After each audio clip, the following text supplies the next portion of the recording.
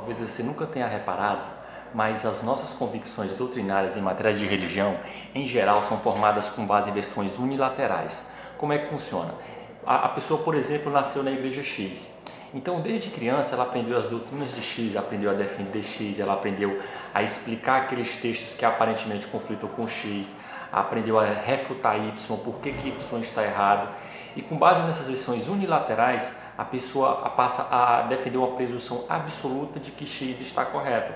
A pessoa acha e defende que X é manifestamente, escancaradamente correto, de modo que quem está em Y é porque ou é burro, ou porque não estuda a Bíblia, vai só pelo que o seu pastor diz, ou porque não quer fazer a vontade de Deus. E a gente pensa que aprendeu com base no contraditório, com base na comparação. Por quê? Porque a gente viu o que X fala de X e o que X fala de Y. Então a gente, em tese, conhece as doutrinas de Y.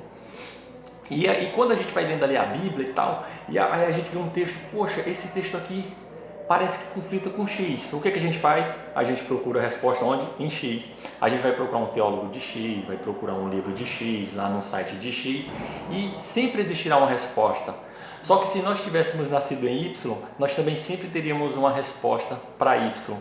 E até aí tudo bem, eu não vejo problema nenhum nisso, em a pessoa defender X com base apenas em uma versão. O que eu acho errado é porque às vezes nós somos presunçosos, eu falo isso por mim mesmo. Porque eu, antigamente, eu falava assim, Y não quer fazer a vontade de Deus, Y procura desculpa para não fazer a vontade de Deus. Eles vão na Bíblia e saem catando o que quer, o que não quer. E agora eu vejo que essa postura é muito pedante, porque eu percebo que a minha convicção ela foi formada com base em versões unilaterais, ouvindo o que X fala de X e o que X fala de Y.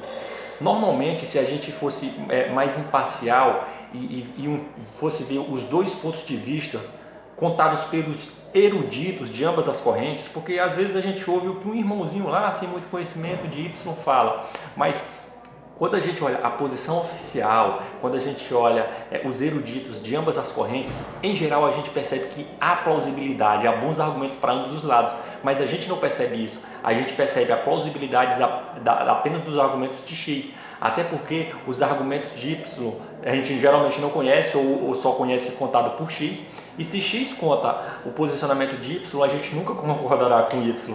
E além do mais, os posicionamentos de Y geralmente são considerados heresias, a gente não deve nem ouvir.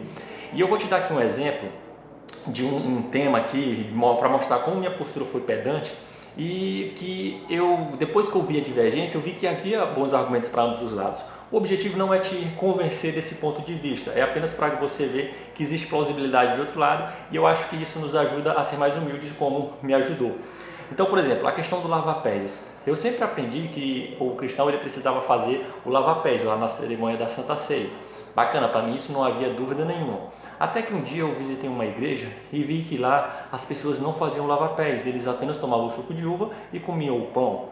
E o que eu fiz? Eu fui procurar a posição oficial dessa igreja, os eruditos. Não, eu simplesmente disse assim, caraca, esse pessoal não faz o lava-pés. Por quê? Eu já julguei. Porque eles não querem fazer a vontade de Deus, porque eles não estão nem aí para a Bíblia, porque eles querem fazer apenas a vontade deles.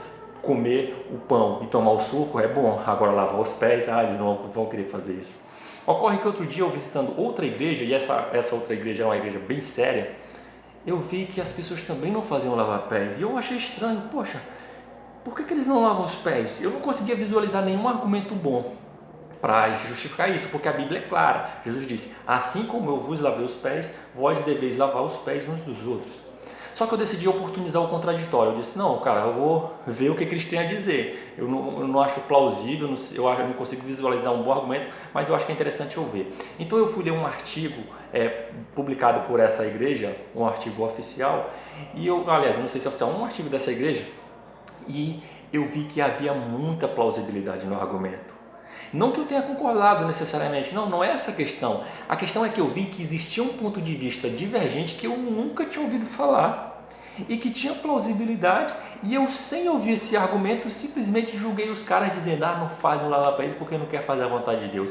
Então eu vou te apresentar esse argumento, não para te convencer, apenas eu queria que você refletisse para você ver como existem argumentos de outro lado, e isso nos leva a ter uma postura menos pedante. Então vamos lá, como é que é a questão? Fazer uma analogia com outro texto.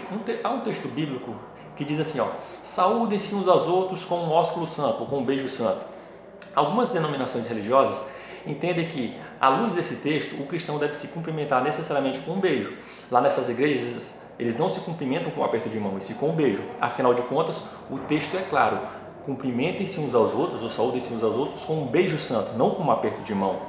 Mas a maioria das denominações religiosas entende que esse texto deve ser interpretado à luz do seu contexto histórico. Ou seja, naquela época as pessoas elas se cumprimentavam assim, por isso que o texto diz: saúdem-se uns outros com um beijo santo. Hoje a gente se cumprimenta com um aperto de mão, não há problema nenhum. Então, de acordo com esse ponto de vista aqui que eu vou te apresentar, que eu repito, não sei se está correto ou errado, é apenas um ponto de vista que eu acho que existe plausibilidade, se você não for com um escudo na mão e uma espada para refutar, como geralmente a gente faz, porque o argumento do outro a gente já vem fechado, né? Porque contraria X, então eu não tenho nem chance de estar correto. Mas se você olhar assim com alguma imparcialidade, você vai ver que existe alguma plausibilidade, ainda que esteja errado. É assim, ó, o lava-pés ele é tipo esse texto do ósculo santo. O que acontece? Jesus não instituiu o lava-pés. O lava-pés é uma prática cultural daquela época. As pessoas andavam em ruas empoeiradas com sandália e quando ele chegava na casa de outra pessoa, principalmente para comer, o anfitrião ele propiciava um lava-pés para aquela pessoa. Só que ele colocava um escravo ou uma mulher para fazer o lava-pés, pessoas consideradas inferiores para aquela sociedade. Então, na Santa Ceia, Jesus ele vai lá e ele próprio lava os pés dos discípulos em um ato de humildade.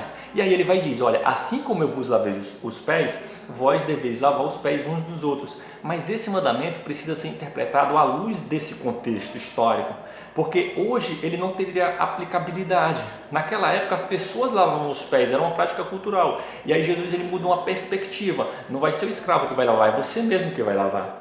Agora, hoje, nossa realidade é muito diferente. Se uma pessoa chega na tua casa e tu diz: ei, deixa eu lavar teus pés, ela não vai se sentir lisonjeada, agradecida, não, ela vai se sentir ofendida. Então, desse mandamento prevalece o princípio da humildade, o princípio do serviço, mas não a forma necessariamente lavando os pés de uma pessoa. Até porque aquele ritual que é feito hoje, uma pessoa: ei, eu lavo o teu pé, tu lava o meu pé, não tem nada de humildade nisso, diferentemente daquela época que o escravo lavava e agora você mesmo iria lavar os pés, entendeu? Aí alguém diz assim: ah, então se for assim, tu bem não precisa fazer a Santa Ceia. Pois bem, o Craig Blomberg, é uma das maiores autoridades em Novo Testamento do mundo, ele diz o seguinte: não, a Santa Ceia é diferente do lava-pés, porque a Santa Ceia era uma prática própria do povo de Deus, que vem lá desde o Antigo Testamento, né, a Páscoa, ao passo que o lava-pés era uma prática meramente cultural, entendeu?